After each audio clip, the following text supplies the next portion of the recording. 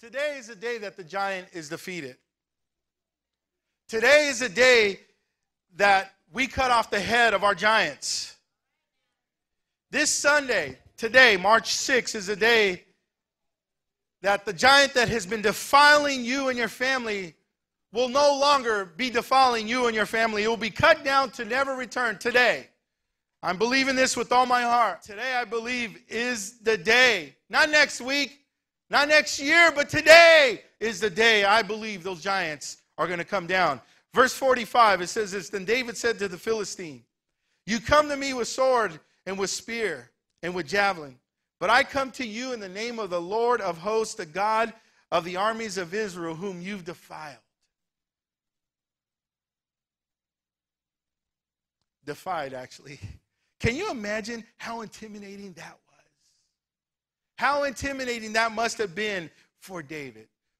Facing this man, this huge man named Goliath, full of armor, a warrior, a man that was trained from his youth to fight and to kill. And here we got this young man, David, facing this man with a javelin and a spear and a shield. And I'm sure Goliath even sounded intimidating. You say, how do you know that? Because the whole army was afraid of him. The whole Israel army was intimidated by him. I could imagine what that picture looked like. Goliath looking so intimidating, so huge, so undefeatable. So much like there's no way David, this young man, is going to be able to defeat this giant. And I'm sure right now at this very moment, the giant you're facing is like, it's so huge, it's so intimidating, it's so no way I'll be able to defeat it. I bet that many of you are facing giants at this very moment that you think that there's no hope for defeat, that there's no hope for victory for you. And no, I don't know what your Goliath is at this very moment, but you do. And you know how intimidating it looks. It looks like the giant will never be defeated. Verse 46 says this, This day the Lord will deliver you into my hands. This is David talking. And I will strike you and take your head from you. Love that. That not only will the Lord help me to defeat you, but I'll take your head. And this day, he says, not tomorrow, not next week, and this day I will give your body of the camp to the Philistines. I will give your body to the Philistines, to the birds of the air, and the wild beasts of the earth, that all the earth may know that there is a God in Israel. Verse 47, Then all the assembly shall know the Lord does not save with sword and spear. Come on, get that, church. The Lord does not save with sword and spear. Some of us think, if I just had enough money, then I will be able to defeat this giant. There's times where God doesn't need money, church. Though we may think we need money, though we think the moons and everything needs to line up, but God doesn't need them for them to be lined up for our giants to be defeated. God doesn't defeat with sword and spear. For the battle is whose? The Lord's. That's changing our perspective, what I spoke about for 2 weeks in a row. Changing our perspective. Our battle is not ours, but the Lord's, and he will give you into our hands. Church, this is the day that your giant is defeated. Not tomorrow, not next week, but today.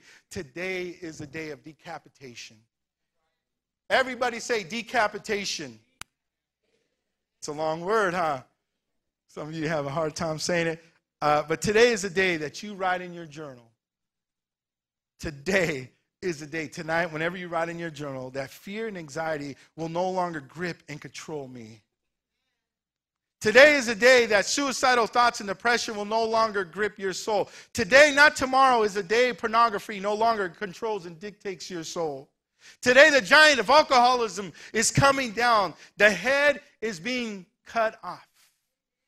Everybody say, this day, the Lord will deliver you into my hands. I'm believing that if God could do it for David, he could do it for us. If he could deliver the giant into David's hands, he could deliver our giants into our hands. Today, not tomorrow. For the battle is the Lord's, and he will give me my giant into my hands, into the hands of the Lord. Church, if God, like I said, if God could do it for David, he could do it for anybody, no matter how big or how intimidating the giant is, no matter how impossible it may seem, no matter how long you've been dealing with it. You might be dealing with it for decades, for years, but no matter what, God could deliver us today, church. Verse 48 says this, so it was when the Philistine arose and came and drew near to meet David, that David hastened and ran toward the army to meet the Philistine. I love that. David ran towards Goliath.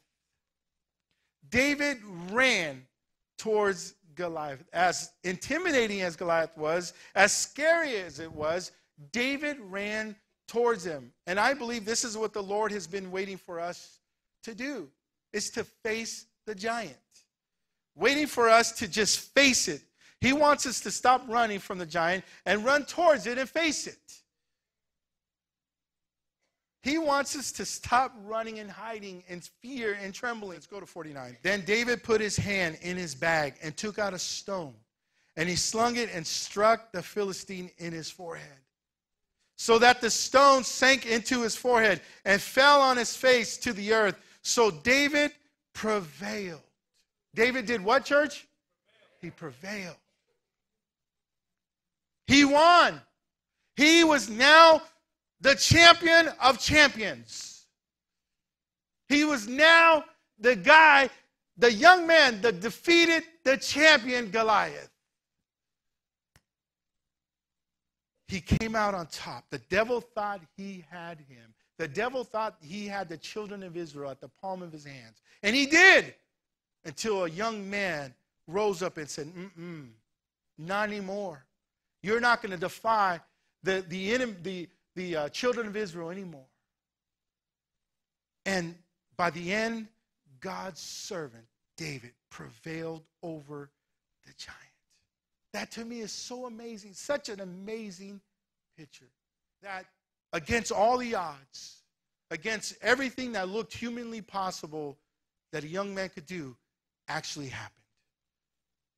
Church, I want to drill into you this morning that it is so important for us to understand and see that no matter what giant we're facing, when we turn that over to the Lord, nothing is too hard for him. Nothing is impossible for God. Nothing, church.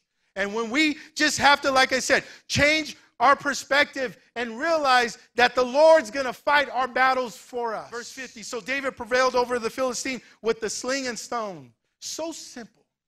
With the sling and stone, that giant was defeated. That's the way God works. He uses the foolish things of the world to confound the wise. He will use today's simple message to change your destiny. Today, to change the course of your life. Verse 50. So David prevailed over the Philistine with the sling and stone and struck the Philistine and killed him. But there was no sword in the hand of David. He didn't even take out a sword. 51. Therefore David ran and stood over the Philistine, took his sword and drew it out of its sheath and killed him and cut off his head with it. Because perhaps, what if Goliath was just unconscious and he left him and Goliath came back to defeat them?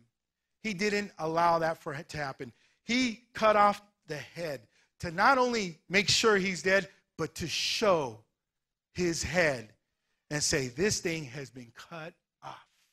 This guy will never be able to say anything against the children of Israel ever again. Cut off his head, held it up high.